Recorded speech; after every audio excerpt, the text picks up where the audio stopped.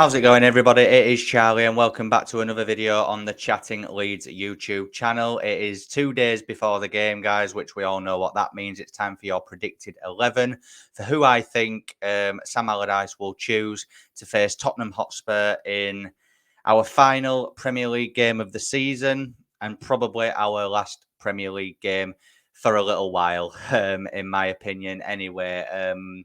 At the time of recording this, Sam Allardyce has not done his press conference. I am recording it in advance as I do have plans after work this evening, as it is my last day at my current job as I start a new job next week, which is very exciting. But enough of the jibber jabber. Before we get into it, as always, please smash that like button. Please subscribe to the channel if you are brand new. Get all of your thoughts and opinions in the comment section down below. And of course, hit that notification bell so that you're always aware of when I'm uploading and going live. So yeah, as I said, guys, Allardyce has not done his press conference at the time of me recording this, but I still thought I'd jump on and give my overall thoughts on who I think he will pick. Obviously, you know, it's a massive game. I think we need a miracle on Sunday to stay in the Premier League. Obviously, we need to win, and Leicester and Everton need to both get beat, which I just don't see happening. If I'm honest, I think one of them will win. And, you know, I think there's even a scenario where even if Leeds do win the game, we can still go down, which just makes it just typical Leeds, doesn't it? That we've got ourselves in this situation. Look, I've accepted relegation. I don't see us getting out of this on Sunday at all. You know, I was even having a look at fan channels of championship clubs the other day, just trying to kind of prepare for maybe content for next season. Because I am just at that stage now where I'm just resigned to it. And yeah, I think when it's actually confirmed on Sunday, I think obviously it'll hit me a little bit differently then. But I don't think it'll take long to get over because I feel like I think everyone has seen this coming for a good few months now. It's just been a very, very poor 2 seasons since that season that we finished ninth. The board were arrogant, the board were negligent with the squad, and that is ultimately how we find ourselves in this position. But that is a topic for a completely different video. I might go into that in a little bit more detail tomorrow on my preview. But obviously, this upload is for your predicted 11. As I say, guys, get your predicted 11s in the comment section down below and let me know the reasons why you're including certain players and why you're leaving certain players out as well.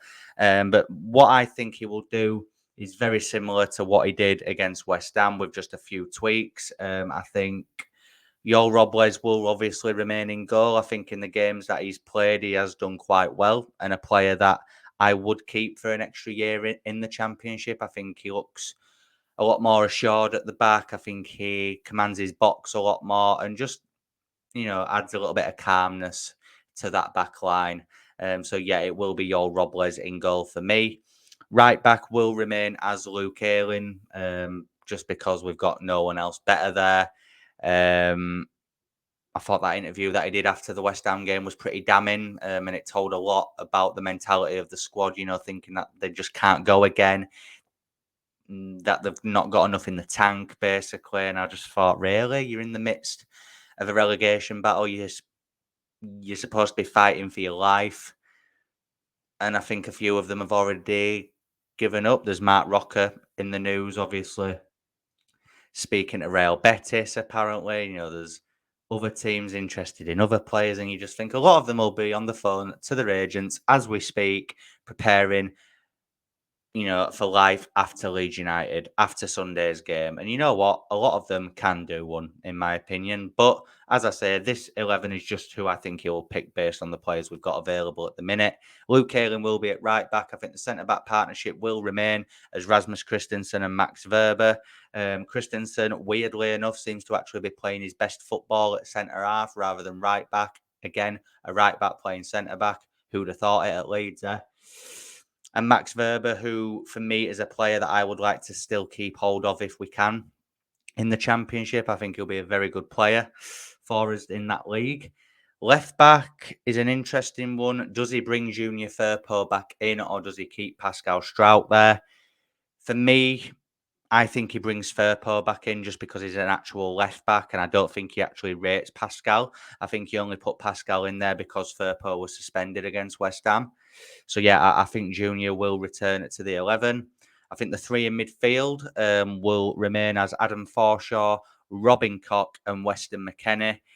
Hopefully, it will be Weston McKennie's last game at Leeds United because what a shocking signing he has been. Koch, again, is a player who I think will be on the move this summer. And rightly so, he's been shocking all season. But again, centre back playing in centre mid. Come on, Adam Forshaw. For me, he'll probably still be here next season, even though he shouldn't be, but he probably will. Again, guys, there's dark times ahead. Well, hopefully not dark times ahead, actually. Hopefully the 49ers can take over and do their jobs properly, appoint a good director of football, a good manager, and then we can bring players in. Obviously, there's Brendan Rodgers being linked if we go down, and Graham Potter linked if we manage to stay up. Both ambitious, which I rate, and Brendan Rodgers in the Championship I would definitely take, in all honesty. And then I think the front three for this game will be Jack Harrison on one side, Nonto on the other, and the forward is a strange one. Obviously, Bamford's probably not going to play. He's broken and made of biscuits. Rodrigo played half an hour of that West Ham game with an injury. So I think they'll probably try and nurse him back. Even if he's only 60-70% fit, I think he'll start the game. It's the final game and we've got nothing to lose. I don't think he puts Rutter in. I just don't think he has the faith in him. Which I feel sorry for Rutter. Do we keep hold of him in the Championship? Is any club going to want to take Jorginho Rutter? He's not really shown his true quality yet, if he's got any. We've paid 35 million quid for him. Maybe he could give us a season in the Championship, and if we don't come straight back up, he could leave then. I don't know. I think there's a lot of questions that we need answering in the summer, and I think either way, it'll be a very, very interesting and intriguing summer for Leeds United in the background. But yeah, I think Rodrigo will play. I think they'll nurse him back to a fairly good standard, and I think he will be risked in this game just because it's the last game and we're supposed to be fighting for his lives. But we'll soon see what Leeds United does turn up against Spurs on Sunday. So that is my predicted 11, guys. That's the 11 who I think Big Sam will pick in his final game in charge and Leeds United's final game of the season against Tottenham on Sunday at Elland Road. I will be back tomorrow with a match preview, so make sure that you tune into that. And I'll be live on the channel on Sunday morning with match day thoughts, just to get everybody's thoughts, emotions, and opinions going into a potentially very up and down roller coaster day on the final day of the Premier League on Sunday. So plenty of content over the weekend, guys, as Leeds United more than likely will be relegated on Sunday. So make sure that you tune in for all that content, and I will see you tomorrow. Cheers.